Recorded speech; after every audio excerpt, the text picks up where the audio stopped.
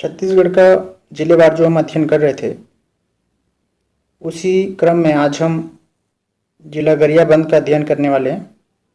जिला गरियाबंद 2012 में रायपुर से अलग होकर अस्तित्व में आया। यदि हम इसकी सीमाओं की बात करें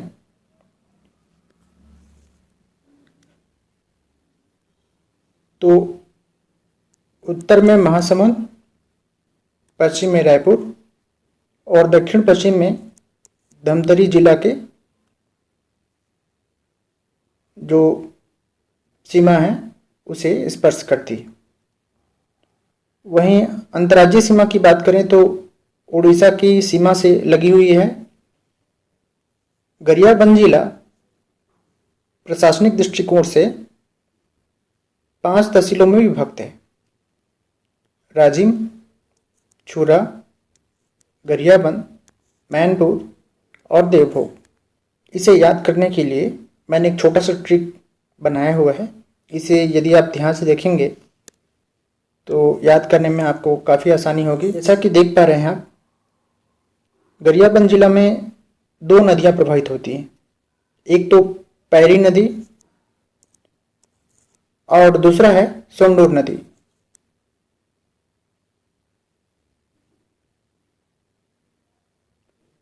पैरी नदी का उद्गम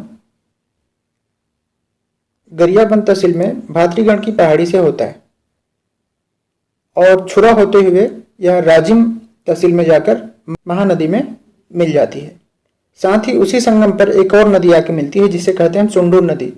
सोंडूर नदी का उद्गम जो है वह उड़ीसा के कोरापुट क्षेत्र से नवरंगपुर से होता है और गरियाबंद में बहते हुए उसके बाद धमतरी के कुछ सीमावर्ती क्षेत्रों को छूते हुए, स्पर्श करते हुए वापस गरियाबंद में प्रवाहित होते हुए राजिम में जाकर महानदी में विलीन हो जाती है।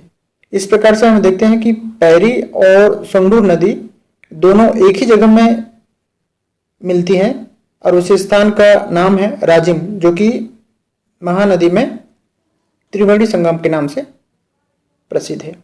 और यही कारण है कि इसे छत्तीसगढ़ का प्रयाग के नाम से भी जाना जाता है, जहां पर प्रत्येक साल माघ पूर्णिमा के दिन मेला लगता है।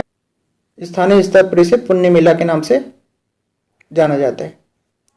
राजिम में ही राजीव लोचन का मंदिर है, जिसका निर्माण 7वीं शताब्दी में बिलासतुंग के द्वारा किया गया था, जो कि एक नलवंशी शासक था।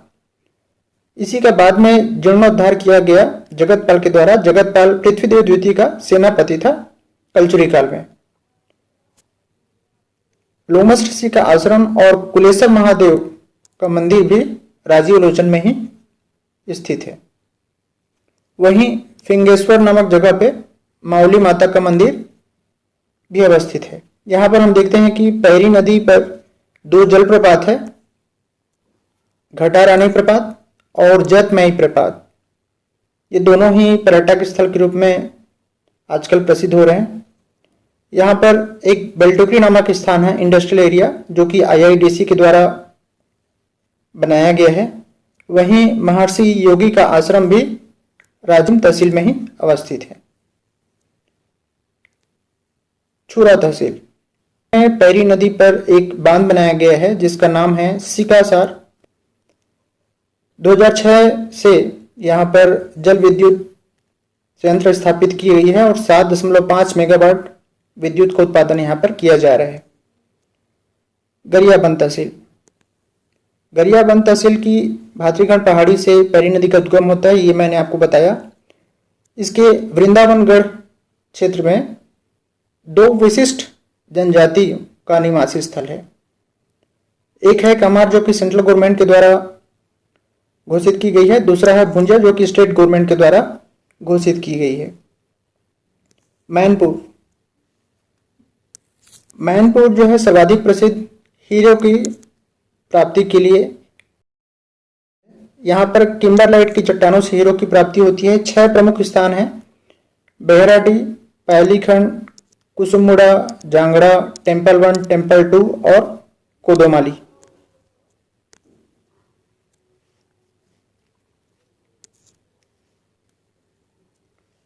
मैनपुर तहसील में ही गार्नेट खनिज की भी प्राप्ति होती है। यहाँ पर हम ये भी देख लें कि सोंडूर नदी पर मैनपुर तहसील में गुदना प्रपात का निर्माण होता है।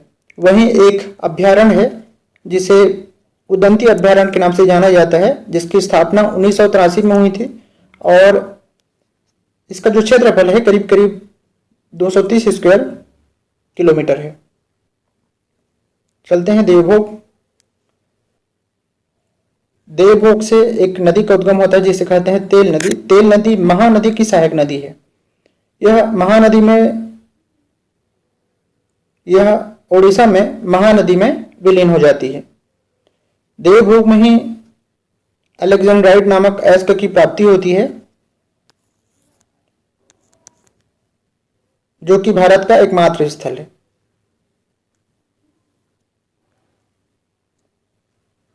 राजमार्ग की बात करें तो गरियाबंद में राष्ट्रीय राजमार्ग क्रमांक 130C राजिम, गरियाबंद, मैनपुर होते हुए तक जाती है।